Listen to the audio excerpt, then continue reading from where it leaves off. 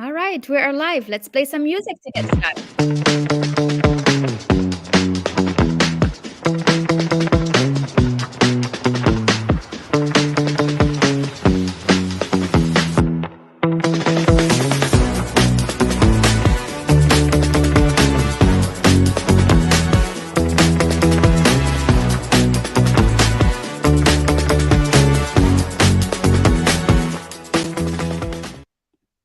All right, welcome everyone to a new episode of the Women's Empowerment Series. These series are for women, inviting incredible female leaders from around the world, from different places, different backgrounds. But what they have in common is really an inspiring story, a drive to make an impact, and a drive to make change.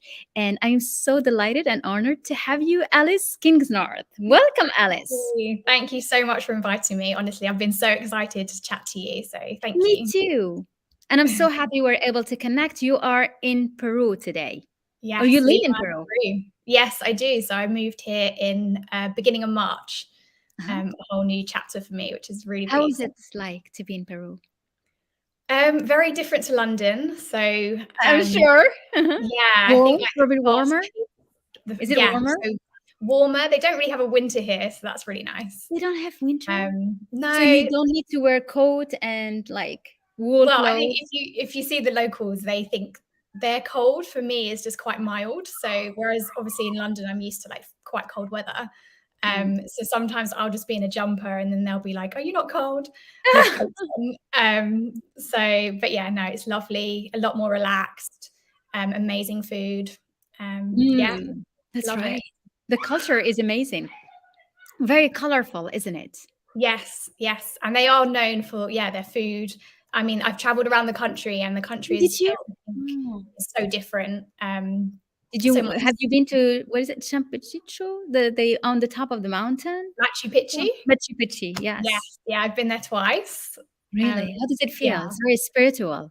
Yes, strong it is. Energy, and it's just breathtaking. The first time I went, it was extremely cloudy, and so cloudy actually that we couldn't see anything. So I just had to laugh because I was like, I've come all this way and I can't see anything. But the experience to it. Yeah, exactly. It's very mystical. It is just really incredible. So the clouds eventually passed, and I did see. I went back again, and it was very sunny. So I would recommend visiting as well. That's amazing. So tell us about you, Alice. What do you do? I mean, you're obviously creating your digital company, so you can live anywhere in the world, and that's the beauty of it today, which is incredible. Yeah. So that's something I think I've always craved, just kind of like that location freedom. Freedom for me is one of my core values. So that's kind of, I'll kind of explain a bit how I ended up. Yes, I want to hear that. Yeah. So I think for me, coaching, I didn't know it was a career or an industry. Like so many people, I think they don't really know what coaching is. And from university, I was always fascinated about kind of why we do things. I studied criminology, which is pretty much understanding why people commit crime. You did? Why did you choose that as a? So I did that. I did social policy and criminology at the LSE in London. And it was really interesting, but I kind of decided there are quite specific career paths to go after that. And I was like, well, I don't really want to be a police officer, a civil servant. Okay. I just want to keep exploring why we do things, why we think the way we think, and how that has an impact on our life. So I ended up going down the route of personal and professional development and working for companies that either specialize in that or within a team. So actually I was exposed to coaching and coaches very early on in my career, which I now look back and I'm very grateful for. Because you're lucky, because we don't really get exposed to that if we are in different paths. Yeah, exactly. So I worked alongside coaches for 10 years now. And I recognized that from that point on, I recognized the skill set, and that it was something that I was quite natural at. So I love to listen. I'm kind of the go-to person for advice, or if someone's in a crisis, they'll call me up. And so I just thought, oh, this sounds like a great career, because it's something that I just love doing naturally.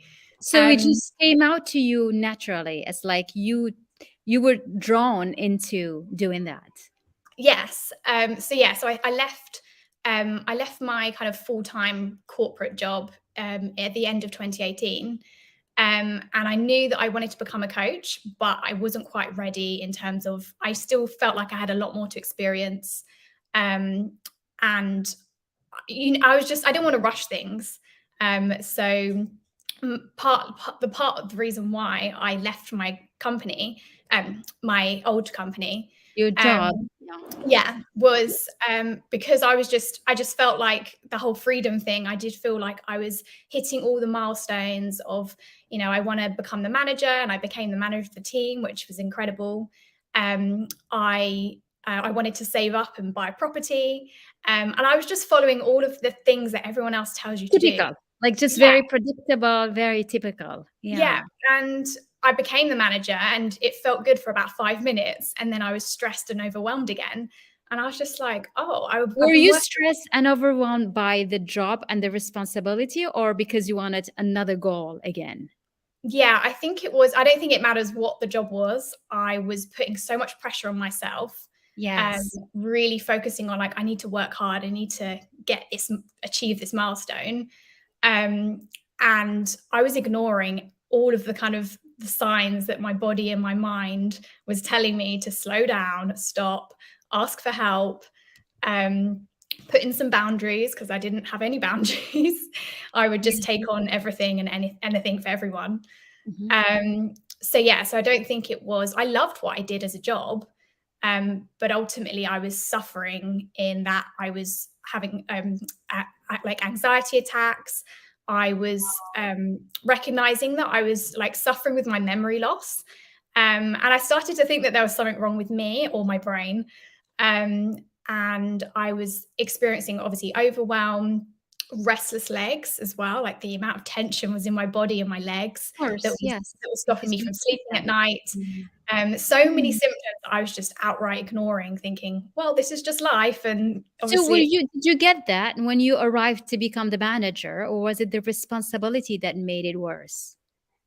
What do you think? um, I don't really think it was anything to do with kind of more responsibility, because Mm. it doesn't matter what level I was always taking on more and more. So Yeah. I was always happy to help someone else in a different team. I was always happy to go the extra mile. I think it was more me pushing myself. Mm. Um, and yeah, I was still doing the same amount of work and the same amount of um, yeah, the amount of stress was pretty much didn't change. Um, and again, at some point, the kind of the scales tipped, and I started Yeah. thinking, I'm going to have a bit of a breakdown if I don't do something about this. Wow. And I was 27, I think. Yeah, that's very Um, young to be yeah, able to realize. It's very young to be able to hear that calling, because we at that age, we get so busy in, like running after the next goal that you don't even listen to the body. We yeah, just go to the gym and we're just gonna go and like and you run. still I, push yourself at the yeah. gym, which I is want to still say doesn't. hello Yeah, to people joining us. Hello, Nadia. Hello, Fadwa. Hello, Nibras. Hello, Zahra. So we have a lot of very nice to have you with us. So amazing. Hello. so I think, I mean, what you're saying is really describing everyone, every woman in the executive world, and I think even men. Really, it's Yeah, like, yeah, I'd say this definitely applies to both. It's not, yeah, kind of gender specific at all. no, And it wasn't until I decided, well, this is the best opportunity. It was the end of 2018. And obviously, at that point, I didn't know that COVID was going to come in 2020. no one did.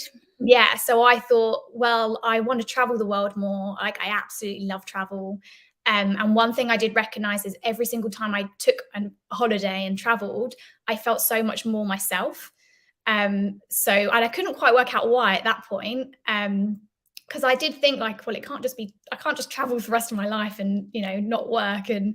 But actually what it was just listening, taking a break, having some fun. So yes, I decided to leave my job, which was really scary at the time, because I like had a great salary. I had a place to rent in London. And I didn't really have a future plan besides traveling for 4 months. And I knew that I would be okay, but it's scary, kind of. It's scary. What do you mean? It's very scary. So you just jumped in. You decided you're like, this is not the life you want, and you're doing something else. And you're going. Where did you travel? Where did you go? What was the I went calling? around South America. Oh, and So you ended up marrying someone from Peru. That's yeah, incredible. well, That was we your didn't calling. It's like your soulmate was calling you somewhere. exactly. So come check out this side of the world. And yeah, I think I did 7 or 8 countries in South America with 2 friends. And yeah, we just had the time of our life. It was amazing. But it actually took me a long time while traveling to get out of my. So what I now recognize that I was in survival mode. And I had been in Yes. survival mode for years. It Yeah. had been building and getting worse and worse. Mm. So actually, while I was traveling, I was still struggling to eat and digest food. I was still obviously going out and partying and drinking, and which wasn't helping. So even though I had a lot of fun, I was still in that survival mode. And it's taken me up until today, so kind of 4.5 years later, to really recognize and shift so many kind of habits and mindsets and beliefs to get myself out of this survival Yeah. mode. To Which start was, taking care of yourself and of your body, really. Yeah. yeah. Mm. And also, I think what I didn't know at the time was when you're in survival mode, the non-essential kind of functions in your brain are naturally shut down because you need to focus on surviving. And as a result, no wonder you don't feel like yourself. No wonder your body's not healing because it's not sending any energy to heal. It's just fight or flight kind of mode. Um, yeah, no wonder I was very emotionally numb, like I was not in touch with my emotions. I think if you asked me how I was, I would just say, yeah, I'm great, I'm fine, just because I wasn't really aware of what I had buried. Um, so it's taken me a couple of years to, once I've kind of stepped out of the fast pace kind of office life, and as a result, I went down the kind of entrepreneurial route, which again was a huge risk because I just decided to become an editor and a writer at the time based on the skills that I had, purely to make money online. Sure. So that I didn't have to go back into the survival mode, which I was so desperate to stay away But, from. but this is interesting saying that. So when you left your job because you didn't like it anymore, was it so that you can have 4 months of travel and you go back and find another job, or was it that you were going to become an entrepreneur? I think deep down I wanted the freedom. So I think I was going to test it. And in my head, I was like, well, if it doesn't work, I'll just run straight back to Yeah. this, a You safety. always have something as a backup to lean on. Yeah. Yeah, but I actually didn't have a backup because then COVID hit. So Right. I ended up traveling for 1 year, which I used During all. COVID? No, so 2019, I traveled for the Okay. whole of that year. Uh-huh. I used all of my savings. So everything that I'd been saving for a house or a flat, I was just like, you know what? I'm not bothered right now. I'd rather just live my life and just enjoy it. And I'll deal with that later. That's for sure. um, so That's yeah, so I that's kind of, very bold. I think that's something that, makes you so unique in being able to actually take the risk and just go and do it. yeah. And then you came back to London. Yeah, so then I came back to London literally a month before lockdown, so mid-February, and then by mid-March, I was actually looking for jobs online, because at this point I was doing some kind of freelance work online, but it wasn't really earning me much, and I just moved back into London and agreed to 6 months of rent. So I was like, right, now I need to find like a couple of £1,000 now. Yeah. Um, and COVID happened, and I was like, oh, I don't think anyone's really going to be thinking about hiring because everyone's thinking about saving and And locking about down. surviving this thing Yeah. that no one understand. Yeah. Yeah. So then and you know what? It gave me the motivation to do what I really wanted. So I think it gave me that like nudge to be like, no, you're going to follow the path that you know you really want. Um, so yeah, I'm grateful for that in a sense. So yeah, I just literally set up a website myself. I think it was about £150. I paid £13 for the company's house, like sign up of my name, Yeah. and just started operating as a business. Amazing. This is incredible. And you started operating as an editor or as a copywriter, or what is it? Yeah. Yeah, so I was doing editing and writing. I mean, I was using my LinkedIn network, which was amazing because I guess I'd built this network over my career so far. And where I had worked so hard, I guess people trusted that I am a good worker. Of I'm, course. I'm going to take things seriously. So I'm really grateful that I had some clients already kind of say, oh, I'd love some help with this. Can you write some content for my website? So actually I was just kind of using all the resources I already had to get started. That's really nice. And this is how you blossom into what you're doing today. I'm going to read what you have because I love it. The way you have expressed your mission, right? My vision, a word where we all get to be, do, and have what we truly desire so that we can leave a positive impact on earth for generations to come. I love that. There's a lot of sustainability in it and impact. Can you Yeah. tell more about how you came about really focusing on that and looking at the biggest sphere and the bigger picture as a Yeah. whole? So my actual tagline for my coaching business is live the story you really want to tell.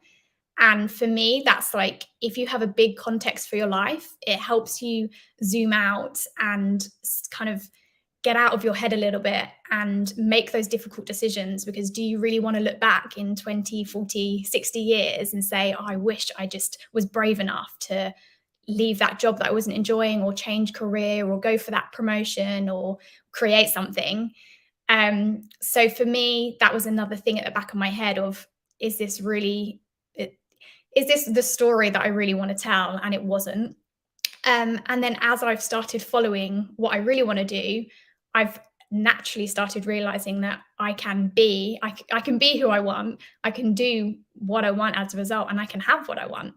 And the last 4 years have been complete, proof for myself, and then proof of concept for my clients. Yes, of course. That, if it's all about courage, and following what you really desire. So you have a London friend here. Hello. Hi, Lilith. So basically, you trusted your intuition. That's what you did, Alice. Yes. And we don't listen to our intuition often. And I think No. when something told you, let's travel the world, you just did that, right? Yeah. And I actually remember, I remember feeling it in my body. So I remember writing an email to my director and just saying, like, I was sad to leave the company, and I just said, look, I actually am going to decide to just leave and hand my notice in. I'm going to go traveling. And I remember hitting send on that email, and I knew that was going to be quite, upsetting for the team, because I was quite integral to the kind of and important. You had a role that you played well. And I just remember the relief that went through my body was, I'll never forget it. It was so like, you were not scared. You're not like, what about if I regret? What about if I change my mind? No, 100% my body knew that it was the right decision. Wow. I just had to get my mind on board. So for me, that was the confirmation that I was like, this is definitely the right decision. Doesn't matter what happens next. And I'd booked my ticket to Rio de Janeiro for New Year's Eve. So there was no going back. So I was like, well, I've got the flight. Oh my God. This is incredible, because your story reminds me of, my path is different, but I was at the World Bank in Washington, and I was around your age when you were traveling. And, the beauty of working on development, everything is about traveling. So it was like embedded in the work. So it's like, if you get bored and you are at the office and you just like too bored, there is a mission coming up. And the nice thing is, because I was a young professional, so we get to choose the the department that we can start with. And I chose Latin America because I wanted to travel. Oh, amazing. Yeah. So that was my first thing. But I found myself, I was 25 years old, and I found myself in Brazil for 5 weeks. And I'm like, how can you just send someone who's like that young, knowing nothing, and traveling? It's true. Yeah, I think I've traveled since. So my first trip was when I was 17, and that was through kind of a school organized trip. And I went to Borneo. And for me, that opened my eyes, because we slept in hammocks in the jungle. We slept on the floor. Oh my God. Yeah, we slept on the floor. Yeah, in the pushed middle a little bit more than I did. No, I didn't go that far. So that was my first experience of kind of getting out of my comfort zone. Oh, big time. Yeah. And then that kind of through uni, all my friends were doing work experience in the summer, and I just Yeah. couldn't think of anything worse. I was like, I don't want to sit in an office. I want to use my summers to travel. So I got a maintenance loan from the government, and then I got a job at my uni. So I would use the loan to like bulk buy my flights and save, and then I'd Okay, use so that my you can go. Oh. I'd use my work Here's job. you have a hello from. We have Peru in the house. That's my husband. That's your husband. Hello, Angelo. So happy to have you. You have the most delightful and beautiful wife, and congratulations on everything. That's so nice. I love Oh, that. Here's you have a nice comment here. So a true reflection, kickstart, and optimism. Bravo for the values where I find myself: courage, freedom, and going forward. And that's exactly what you're embodying, yes. Alice. That's beautiful. Yeah. Actually, values is such a big part of my work and what I Okay. help my clients kind of understand about themselves. So, Mhm. Tell us more so that mine, we know more about your work. Yeah. yeah, so the core values are kind of your inner guiding compass. And I think so many people just don't even stop and ask themselves what their core values might be. That's true. And what I've realized is that every decision you make, if you bring it back to your core values, that decision is so much easier because you're in line with what you really want. Mhm. So again, I obviously freedom was a big one. Courage is another one of mine. Respect, that's something that I've Yes. always just carried in every kind of sense. When you Um, talk about respect, is it respect for others or respect for yourself? it's both. It's both. So yeah, so I think I've always had this natural. I mean, I'm not perfect, and there's obviously times where I've had to learn, but I've always had more of a natural way of no matter what I'm being faced with, I kind of have this kind of self control where I'm like, be respectful for myself, be respectful to the other person. And I think it just kind of carries out through all my And I work. think you represent what it means, respect for yourself, because the very fact that you were able to listen to yourself and say, you know what, I'm going to travel, and you respected yourself by taking the decision, and you said it. I mean, you said how you needed to work with your mind so that your mind will follow your body, right? Yeah. And that's what respect is, which we Yeah. don't do often. Yeah. Yeah. And also another thing was boundaries. So I've been building up my boundaries over the past few years because that's another way of respecting your time, your space, getting other people to respect you because they need to know, kind of where your boundaries stop. That's right. Um, yeah. And again, the word boundaries wasn't even in my kind of like vision at all until probably about 2 years ago. Wow. Um, so again, it quite sounds quite obvious and it makes a lot of sense. But I think Mhm. until this is kind of brought to your awareness, you don't realize like in the office, I was just saying yes to absolutely everything. We Um, don't all do. We always yeah, say yes and yes and yes. Yeah. yeah, and then you just drown in work. Yeah, and then you start feeling everything in your that something is wrong. And what's wrong is just that didn't put the boundaries. You Yeah, didn't have high standards so that people, could yeah. respect that. Yeah. So And there the are high so many standard steps. is exactly respecting yourself. That's what it Yeah, is. yeah. So it's all connected. Yeah. And then my So other value mhm. is personal growth, which So again, let's just have them again. So you said wisdom. No, you said freedom, freedom, uh, courage, courage, respect, and respect, personal growth. and personal growth. How is personal growth a value? So again, it kind of goes back to my interest of why people do what we do Mhm. and learning to be a better person. So even when you go back to my studies in criminology, it's kind of understanding, why people commit crime and how they can kind of grow and change and learn from their experience, and they can, even leave prison in a much better shape if they choose. Mhm. So that's kind of where the original kind of I like my value kind of started from. And then as I've worked in professional development, I absolutely love learning. I've always Mm, signed up for courses, that's management beautiful. trainings.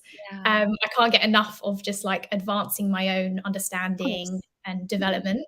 it's So for me, it's just I'm always going to be learning and it is. sharing my insights with you guys. We we have one comment here that I want to share. So respect ourselves is believing in ourselves and be aligned to our values. Yeah, I love that. Thank you. Yeah, yeah. So this is really nice, and you said it very well. I think it's, the personal growth and personal development has to be embedded in us, because more we understand that, more we appreciate ourselves more. Like, we're not, I'm not good enough. I haven't done this enough. I just need more. So we become more grateful and appreciative and proud of every step we do. And Yeah, you need to have that in your core values, so that in case you forget, oh, wait, I'm actually in always in growth, I'm always getting better, I'm always improving. And when you yeah, feel that, then you're nicer to yourself. yeah. You have more compassion for yourself because you are learning. And I think it also helps. It helps me shift. I mean, we're evolving as just generally as humans, so it's kind of understanding that as you're learning and you're growing, it's okay to like let kind of change your own, like, I mean, your core values can change, your beliefs can change. Who I was when I was a teenager is completely different to who I am now. And I think that helps kind of shift your identity, because we can get stuck on the identity of who we were in our 20s. And Mhm. yes, there's a grieving process, but actually as you're learning and you're developing, you're realizing that actually it's a good thing to move on. You don't want to stay in that mindset for the rest of your life. And you know what I'm very impressed with, that you are so aware and connected with these values and understanding at an early age, right? You're like early 30s, you're like 31, like Yeah, a baby in this industry, because we all have more years and more maturity. And we no one came to tell us, you actually can be more in charge of you, because you can focus on what you really believe in, your values, and what you really want. yeah, We thought we we get to learn that with the experience and the wisdom and the lessons from difficult experiences and setbacks. yeah, But when you're able to jump into that very early, I'm sure that you're going to be so doing so much impact in you and your life, in with your children, but also and everybody around you. And that's yeah. amazing. Yeah, I Yeah. think the main message is that you have it, we all have our own kind of personal power to make that choice. And actually Yes. staying where you are is a choice as much as moving out and changing your environment or changing something about yourself or your, career. So I think that's kind of the main message, that it's like within our power, which I just love because no one can take that away from you. Yeah, no, exactly. I love that. And what you need is courage to be able to do that. Yeah. Yeah. You do. It's always worth it. So I've never regretted any of the decisions I've made. So it's Oh, I'm sure you didn't. We never do. That's the interesting part of it all, is that the moment you step out of what feels like the comfort zone is the moment you're ready and open to something marvelous to come. But that space between the two is where everything becomes really hard. So you need to yeah, just be able to keep the void, eat the fear, and just like grab the courage, and like I can do it. Yeah. yeah. And really, if you want to create a different reality, you need to start thinking differently and behaving differently. Otherwise, if you stay in that same programmed loop, you're going to create the same reality.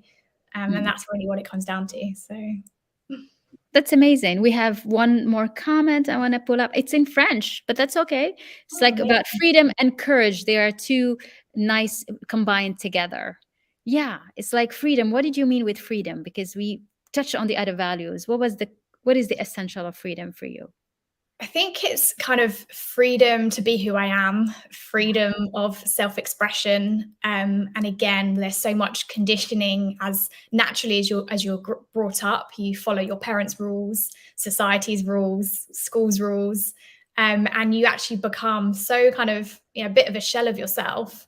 So it was breaking free for me. Like I remember having this vision in my head of feeling like I was a bird trapped in a cage. Oh, Yet wow. I like it was just a complete kind of an illusion because I wasn't physically trapped, no one was holding me down. And again, I had to kind of get my mind on board to get myself out of that illusion and realize I have the power to make the decisions. And it does take courage, and I think that's probably what we need more of, or helping people pluck up that courage. That's a beautiful image, and I think one of the books that really had a big impact on me is the one by Maya Angelou, which is "I Know Why the Caged Bird Sings."